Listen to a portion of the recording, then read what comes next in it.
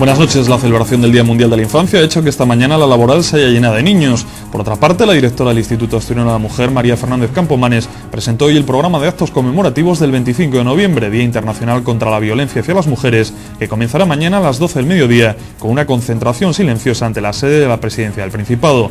Estos y otros asuntos a continuación en titulares. Hoy, 20 de noviembre, se celebra el Día Mundial de los Derechos de la Infancia. Gijón y la Ciudad de la Cultura han sido el escenario elegido en el que más de 500 niños y niñas han hecho saber que son sujetos de derechos y quieren ejercer como tales. Y de una celebración a otra, pero esta será el próximo 25 de noviembre, Día Internacional contra la Violencia hacia las Mujeres. Las cifras son todavía demasiado altas y desde el Gobierno se va a concienciar la necesidad de denunciar. Y es que el 80% de mujeres asesinadas no había denunciado a su agresor. UGT insta al Gobierno a que cumpla con lo pactado, pues los profesionales de la enseñanza están expectantes a lo que pueda pasar con el nuevo Ejecutivo. Además, reprocha al Gobierno de Areces que no se negociara la evaluación con los sindicatos.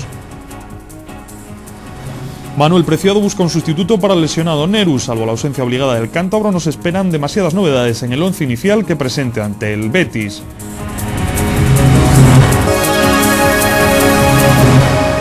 La celebración del Día Mundial de la Infancia ha hecho que esta mañana la laboral se haya llenado de niños. Unos niños que, según el Gobierno, son sujetos de pleno derecho y una prioridad para la Administración. Más de 500 niños y niñas de diversos puntos de la región participan a lo largo del día de hoy en los actos con que se conmemora el Día Universal de los Derechos de la Infancia en la Ciudad de la Laboral de la Ciudad de la Cultura. Asturias fue designada sede de los actos con los que se celebra a nivel nacional el Día Universal de los Derechos de la Infancia, que se conmemora el 20 de noviembre y que todos los años organiza el Gobierno de España en colaboración con la Plataforma de Organizaciones de la Infancia. La importancia y la actividad también de Asturias en relación con estos derechos de la infancia, decirles que Gijón se siente muy honrada al ser ciudad anfitriona de este Día Universal de los Derechos de la Infancia. A lo largo de toda la jornada, niños de toda Asturias han expuesto su particular visión sobre los derechos de la infancia por medio de talleres y juegos como el Patio de los Derechos, la Feria de Muestras, Asturias Pía y el primer encuentro de teatro infantil. Asturias es una de las comunidades autónomas que está a la cabeza en la participación infantil con la organización de Observatorio de la Infancia y del Foro, en el que participan 16 ayuntamientos. Con el objetivo y con la sensibilidad de que los niños y niñas asturianos son ciudadanos de plenos derechos y de plenas obligaciones. El trabajo de ese foro municipal, sobre todo de la parte que estamos trabajando con los niños, ya hay productos que podéis tener, hay una revista que ya tiene su segunda edición. El presidente de la Plataforma de Organizaciones de Infancia, Francisco González Lara, ha reivindicado el carácter de sujeto de derecho de los niños y ha criticado al sistema educativo por no hacer una apuesta clara para que los niños asuman un papel más participativo. Además, González Lara ha expresado su preocupación por el comportamiento de algunas familias frente al fenómeno de la inmigración y las diferencias raciales y de clase. La directora del Instituto Asturiano de la Mujer, María Fernández Campomanes, presentó hoy el programa de actos conmemorativos del 25 de noviembre, Día Internacional contra la Violencia hacia las Mujeres, que comenzarán mañana a las 12 del mediodía con una concentración silenciosa ante la sede de Presidencia del Principado. La representante regional resaltó que el número de denuncias ha aumentado en Asturias y que el 80% de las mujeres asesinadas cada año no denunció a su maltratador.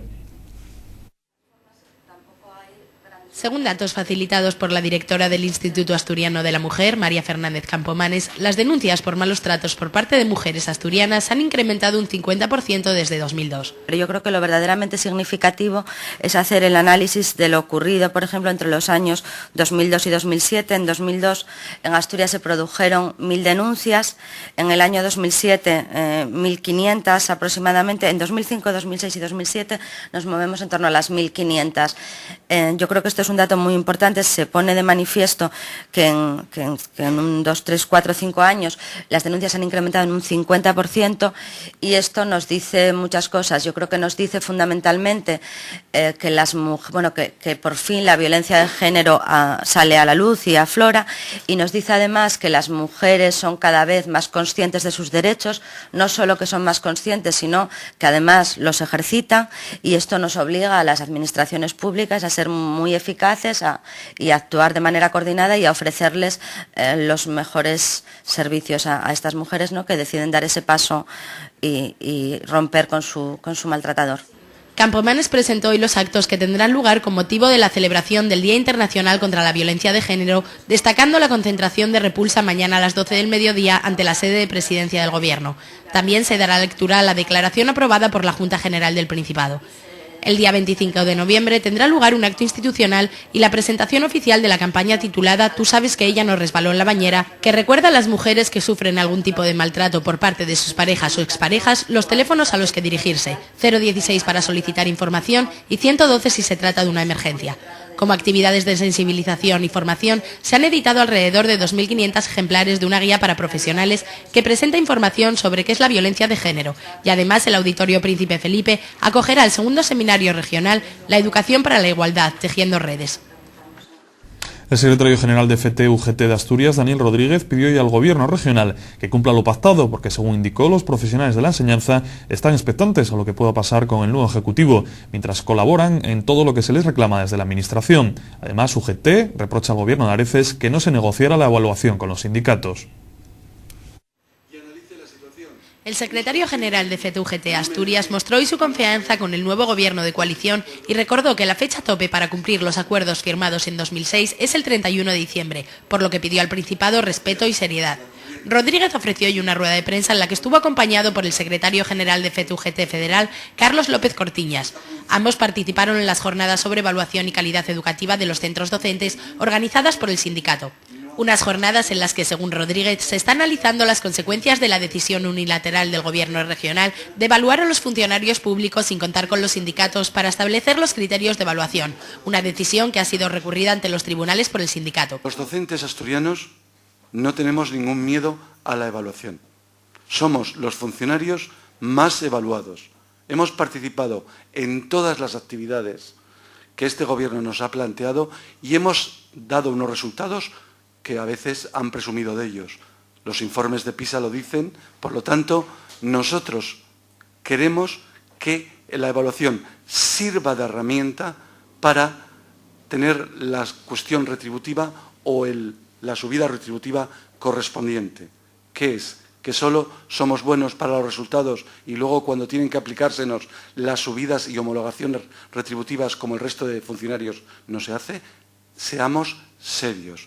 Por su parte, Carlos López recordó que la carrera profesional debe de ser un elemento de motivación importante para los docentes y destacó que la evaluación debe de conllevar retribuciones complementarias. El Consejo de Gobierno aprobó en su reunión de hoy la contratación por importe de 7,7 millones de euros para la construcción de 114 viviendas de promoción pública en 3 parcelas del área residencial del Prado de la Vega, en Oviedo. Además, otros acuerdos del Ejecutivo contemplan ayudas para la ejecución de un programa complementario de acciones de formación profesional para el empleo. El Consejo de Ministros que se celebró hoy contempla la construcción de 114 viviendas de promoción pública en 3 parcelas de área residencial del Prado de la Vega, en Oviedo. Las obras de urbanización del área residencial han sido desarrolladas por Sogepsa con una inversión de 85 millones de euros. Esta es la 4ª actuación que se desarrolla por la empresa en Oviedo y está situada en terrenos colindantes con las 3 promociones anteriores. Sumando las 4 promociones, las operaciones de la sociedad mixta dotarán a Oviedo de un total de 8.034 viviendas, de las cuales un 77% son de protección. Por otro lado, el Gobierno asturiano ha dado luz verde a la concesión de subvenciones por importe de más de 600.000 euros para la ejecución de un programa complementario de acciones de formación profesional para el empleo. Las iniciativas que incluye este plan van destinadas prioritariamente a personas en situación de desempleo y están cofinanciadas por el Fondo Social Europeo. El plan persigue mejorar las condiciones de accesibilidad a un puesto de trabajo a través de cursos formativos que aumenten la calificación profesional de los beneficiarios y, por tanto, sus posibilidades de inserción laboral.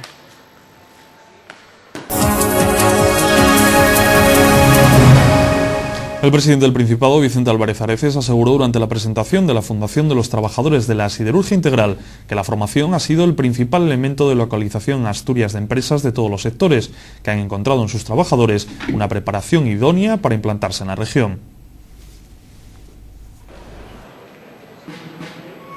El El presidente del Principado de Asturias, Vicente Álvarez Areces, afirmó en Baracaldo durante la presentación de la Fundación de los Trabajadores de la Siderurgia Integral que la formación es, además de la herramienta que puede tener un trabajador y una empresa, un elemento fundamental para las localizaciones empresariales. El acto estuvo presidido por el rey don Juan Carlos I, quien recordó a los integrantes de esta fundación y los objetivos principales. Esta entidad surge por ello como magnífica expresión de las grandes cualidades que adornan a los trabajadores de la siderurgia de esta tierra y de toda España. Demuestra que sigue siendo mucho lo que los antiguos trabajadores de la siderurgia integral de Altos Hornos de Vizcaya, de Ensidesa, de Avilés y de Sidmed en Sagunto pueden aportar a los más jóvenes y a su futuro. En su intervención, Areces dijo que en el caso concreto de Asturias, el elemento formativo es el principal elemento de localización de multinacionales, no solo del sector siderúrgico, sino de otros sectores que han encontrado en nuestros trabajadores una formación idónea para implantar allí sus empresas. Por ello, considero necesario que el compromiso tanto en la formación continua del trabajador como en la formación ocupacional y reglada, especialmente dirigida a los jóvenes, incorporando al mismo tiempo al sector de las mujeres en esos oficios tradicionalmente masculinos. Las grandes reconversiones de los años 80-90. Hoy hablamos de crisis, pero las crisis de verdad fueron las de esos años donde Asturias perdió la cuarta parte de su población ocupada. Más de 100.000 empleos, donde sin duda fue una de las regiones más afectadas en toda Europa por esas grandes reconversiones simultáneas de las estructuras productivas de aquella época. Por último, Areces indicó que la Fundación aporta un elemento verdaderamente singular sobre esa oferta formativa que tiene nuestro país, que es la sabiduría de todos los trabajadores en activo, algunos de ellos prejubilados muy jóvenes en las etapas de la reconversión, que quieren seguir siendo útiles en la sociedad. Los ministros de Agricultura de la Unión Europea han aprobado hoy, tras un año de negociación, una reforma de su política agrícola común, con una reducción del 10% de las ayudas directas y aumentos revisables de las cuotas lecheras. Los 27 cerraron hoy un acuerdo político por mayoría cualificada para mantener en 1% anual el incremento de cuotas lácteas durante los próximos 5 años, un sistema que será revisado en 2010 y 2012. Y reducir al 10% el recorte de las ayudas directas a los agricultores en 2012. Este acuerdo ha permitido alcanzar un consenso sobre la reforma de la política agraria común y salvar los dos principales escollos de la negociación, que se han prolongado durante más de 15 horas. El texto aprobado por los 27 fija un 2% el recorte a las ayudas directas de los agricultores que reciban más de 5.000 euros en subsidios en 2009. La tasa se incrementará otro 1% anual durante los 3 años siguientes, hasta 2013. De este modo, en 2012 se sumará un 5% a la modulación del 5% que ya se aplica a estos productores. Además, Bruselas mantiene su propuesta de aumentar anualmente un 1% las cuotas de producción lechera durante 5 años para facilitar a los productores un aterrizaje suave, cuando en 2015 se eliminen por completo dichas cuotas. El Servicio de Salud del Principado dispondrá el próximo año de un presupuesto de 1.492 millones de euros, un 14% más que el presupuesto prorrogado de 2008. El Consejo de Administración del SESPA, del que forman parte la cúpula sanitaria asturiana, aprobó ayer el anteproyecto de las cuentas de su departamento. El pacto de gobierno entre PSOE e Izquierda Unida permitirá que el SESPA disponga el próximo año de 1.492 millones de euros, lo que supone un gasto per cápita cercano a los 1.500 euros. El grueso de esta cifra se lo llevará el gasto de personal, 50%, y el de farmacia por receta, 25%. El Consejo de Administración del SESPA insistió ayer en el incremento del dinero que dispondrá la atención primaria, que solo en personal contará con casi un 20% más de fondos. La presentación de las cuentas del SESPA se produce en un contexto de conflicto sanitario, con avances pero todavía sin acuerdos. Así terminó ayer la reunión entre la gerencia del SESPA y los representantes de los médicos eventuales. El SESPA informó a través de un comunicado de que mantienen 115 el número de contratos de larga duración para cubrir incidencias a lo largo del ejercicio. Actualmente se estima que componen en toda Asturias el colectivo de eventuales 148 facultativos, según datos oficiales del Servicio de Salud. La Administración Sanitaria, y esta es la novedad, acepta que la oferta pueda someterse a revisión en función de las necesidades asistenciales. El Servicio de Salud se compromete también a que los contratos que haya que ofertar mantengan las mejores condiciones laborales posibles para los eventuales, en beneficio del empleo y de la atención a los ciudadanos. Isolina Rodríguez, representante de la asociación, indicó al término de la reunión que el encuentro fue cordial, permitió acercar algunas posturas, pero todavía no satisface las demandas del colectivo. La asociación considera que el número de contratos ofertados para toda Asturias, 115, se queda por debajo de las necesidades de sustituciones de los centros de salud.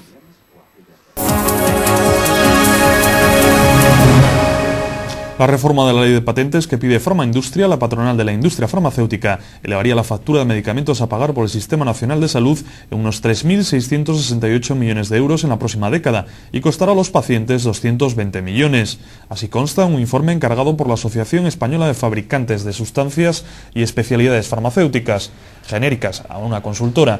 Para el Principado, esa reforma legislativa que supone impedir la entrada de nuevos medicamentos en el mercado conllevaría un coste añadido de 103 millones en la factura farmacéutica. Aún así, Asturias no se encuentra en el grupo de las comunidades más afectadas. Estas son, en términos absolutos, Andalucía y Cataluña, con más de 600 y 550 millones respectivamente. Asimismo, el impacto sería especialmente grave en la Comunidad Valenciana, con 473 millones, Madrid con 389 y Galicia con 264. Hostelería de Asturias cifra en casi 1 millar el número de empleos destruidos en Asturias en el sector entre los meses de agosto y octubre. Para la entidad, una de las causas principales de esta pérdida de empleo es el acusado descenso del gasto medio por cliente, que ha provocado una importante pérdida de rentabilidad en numerosas empresas asturianas.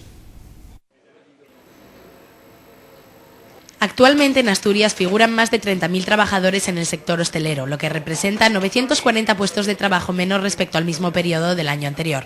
Para Hostelería de Asturias, una de las causas principales de la destrucción de empleo es el descenso del gasto medio por cliente, que ha provocado una importante pérdida de rentabilidad en numerosas empresas. Ante este descenso de empleo, Hostelería de Asturias apuesta por la unidad total de todos los agentes sociales implicados en el sector turístico asturiano.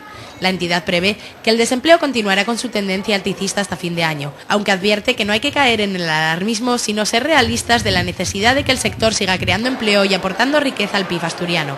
En términos generales, la hostelería asturiana cuenta con alrededor de 11.500 empresas turísticas que aportan cerca del 11% al PIB del Principado.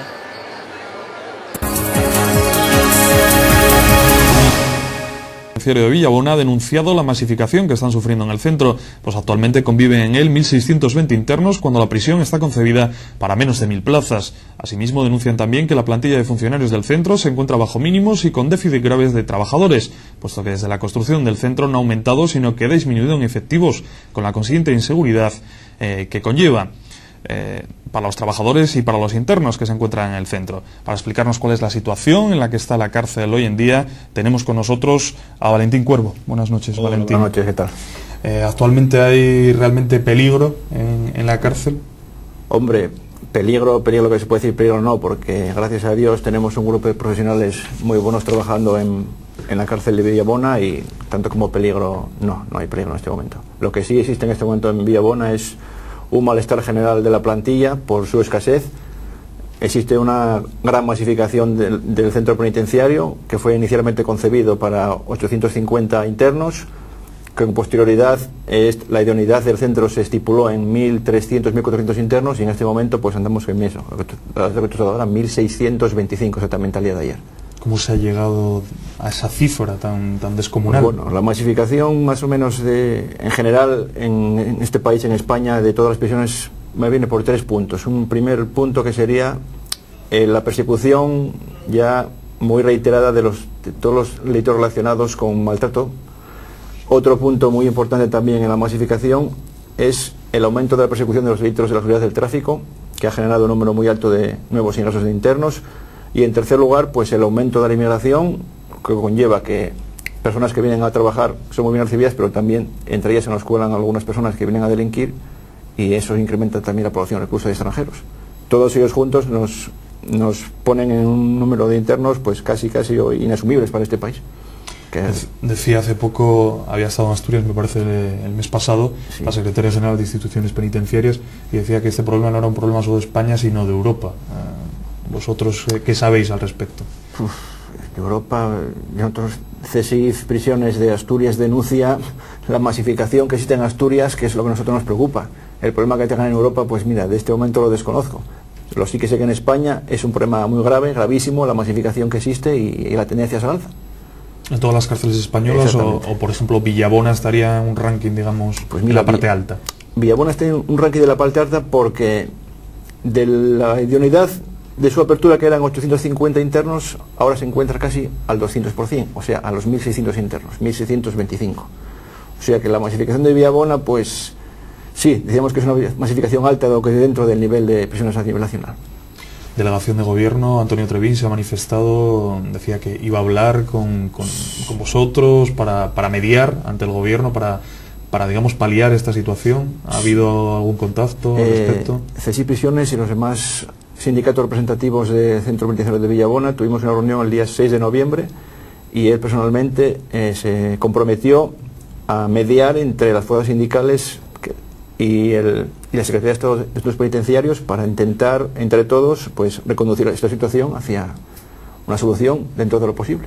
Supongo que trabajar en estas condiciones tiene que ser una tarea cuando menos difícil, ¿no? Pues mira, otro punto también que CSIF Prisiones de Asturias denuncia es la RPT cada vez más exigua que existe en este establecimiento penitenciario. Tú date cuenta que estamos trabajando 2 funcionarios para 160 internos. Cuando la operatividad, dijéramos, óptima sería de 80 internos, pues estamos trabajando con el doble de internos. O sea, doble internos, doble carga de trabajo, menos funcionarios que realizan sus funciones, o sea, un estrés laboral bastante amplio. Todo eso conlleva un malestar general de la plantilla, en desmotivación y en que veamos un futuro bastante negro en la institución.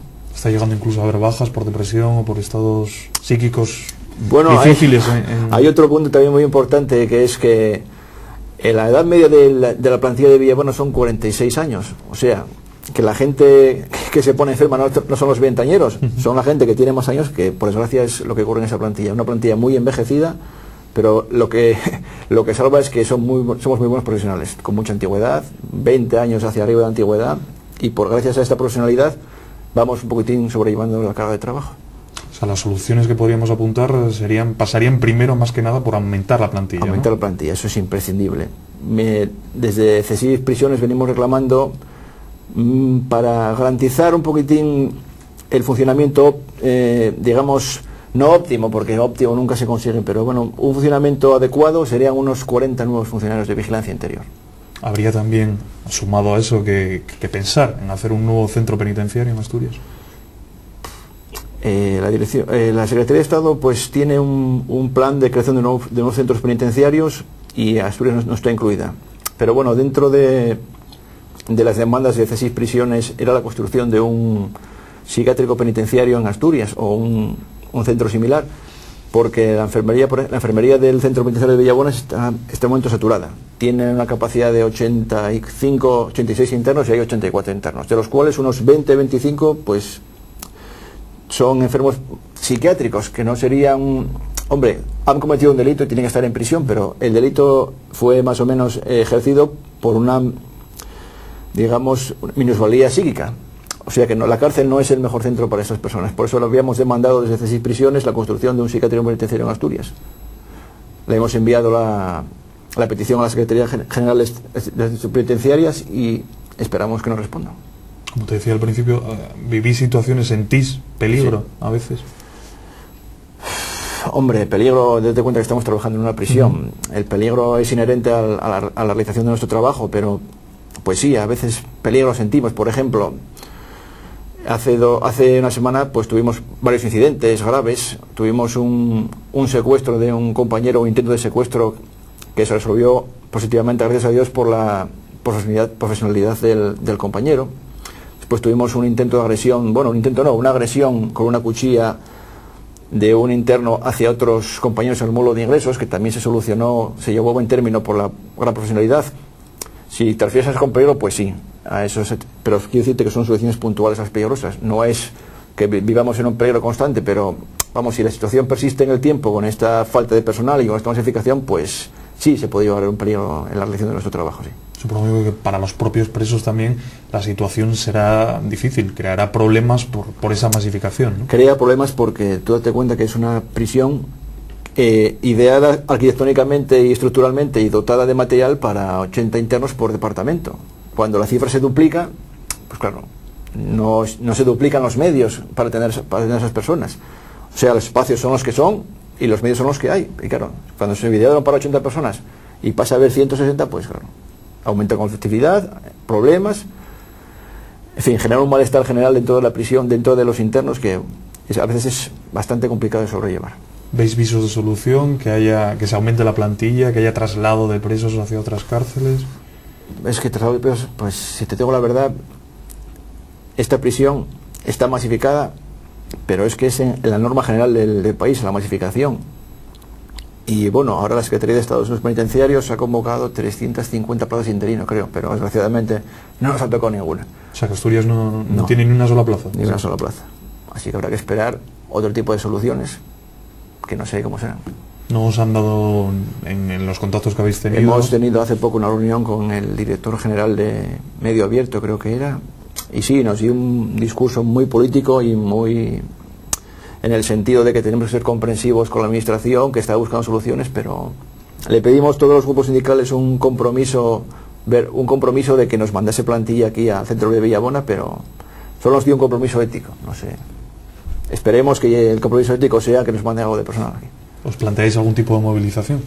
Pues no, de momento, muy de momento no, pero bueno, si en un futuro inmediato, digamos, enero, febrero, vemos que no hay visos de solución, pues habrá que plantear otra serie de medidas.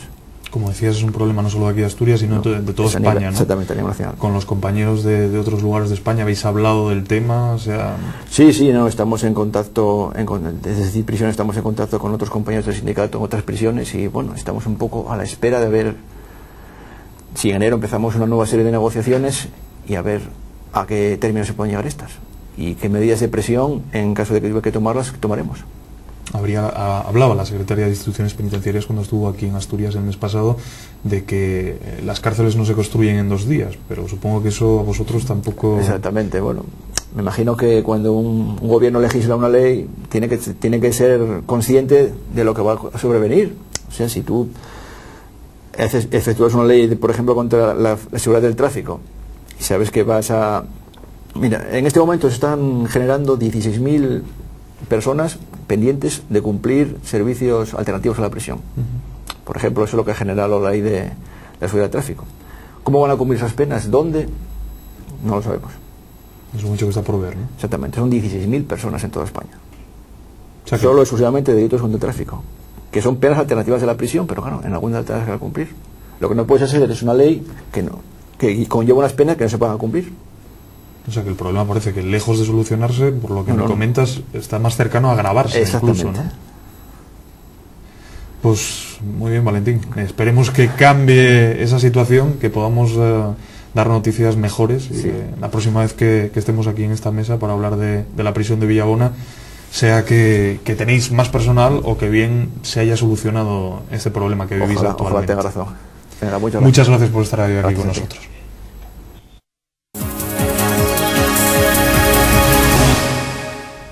El artista Luis Alberto Esteban muestra hasta el día 2 de diciembre una exposición de dibujos y pinturas. La Galería Costa de Diego acoge esta muestra, que consta de 39 obras que describen paisajes emblemáticos de la geografía asturiana. Se trata de una exposición de pinturas y dibujos realizadas con diferentes técnicas, que van desde el dibujo con tinta china y grafito hasta óleos sobre lienzos y tablas, acuarelas y pasteles. El autor hace en esta muestra un recorrido por algunos de los paisajes más señalados de Asturias: la ría de Villaviciosa, Luarca, Mieres, Grado, la térmica de Soto y las principales calles y edificios de Oviedo son algunas de las localizaciones que el artista muestra en su exposición.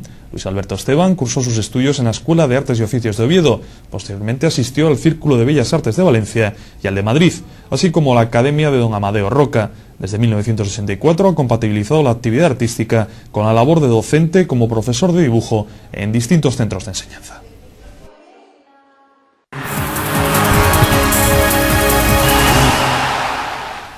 Y en el tiempo dedicado al deporte nos centramos en un Sporting que entrenó esta tarde preparando su choque del próximo domingo ante el Betis. Manuel Preciado busca un sustituto para el lesionado Neru. Salvo la ausencia obligada del cántabro, no se esperan más novedades en el once inicial que presente ante los andaluces.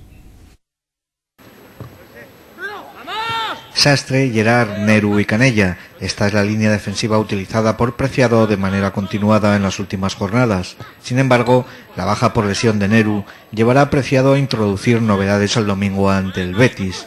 Jorge y Iván Hernández son la doble alternativa con la que inicialmente cuenta el técnico, con el añadido de Colin. Jorge es zurdo como Neru, pero posiblemente el de Astillero tratará de adaptar las funciones de marca al previsible delantero al que haya que sacar en el conjunto verdiblanco a sus características. Este cambio en el eje de la defensa se antoja como la principal novedad para recibir a los verdiblancos. Queda la duda también de si mantendrán el once inicial a la vez a Barral y a Bilic.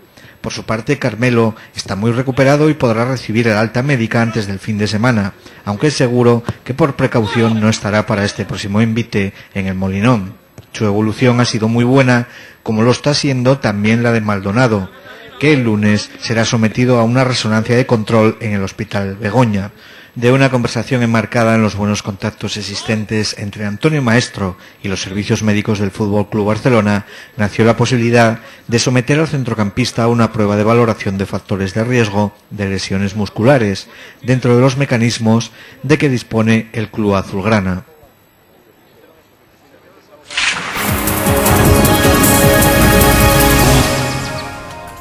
El tiempo previsto para mañana en Asturias es nuboso, aumentando muy nuboso con precipitaciones débiles. Cota de nieve en torno a 1800 metros, temperaturas sin cambios, viento de componente norte flojo con intervalos de intensidad moderada en el litoral oriental.